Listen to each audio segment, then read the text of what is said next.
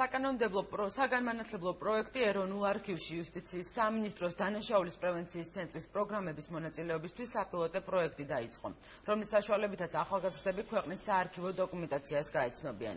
დანაშაულის პრევენციის ცენტრის ბენეფიციარები ეროვნული არქივის საცავებსა და დოკუმენტების რესტავრაციის ლაბორატორიას დაათვალიერებენ. ასევე გაეცნობიან ცენტრალურ არქივში დაცულ დოკუმენტურ კინოკადრებს. პროექტი წლის ბოლომდე გაგრძელდება და მასში დანაშაულის პრევენციის ცენტრის 75 ბენეფიციარი ეტაპობრივად ჩაერთვება.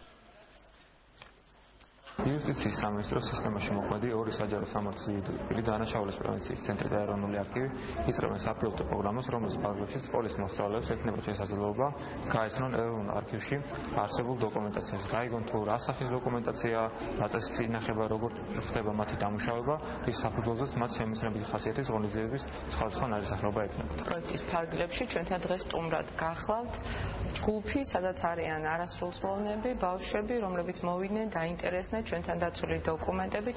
დღეს ისინი გაეცნობიან საისტორიო არქივში დაცულ მასალას მე-19 საუკუნეების პერიოდისას და იმედი მაქვს, რომ სხვა მომდევნო ჯგუფების, დანარჩენი 4 ჯგუფიც ასეთივე დიდი ინტერესით მოვა და ძალიან საინტერესო ექსკურსიას ჩავტარებთ. დანაშაულის პრევენციის ცენტრმა მომცა საშუალება მოსულიყავი ეროვნულ არქივში და გავცნობოდი სხვადასხვა საისტორიო დოკუმენტებს, რაც ჩემთვის ძალიან საინტერესოა.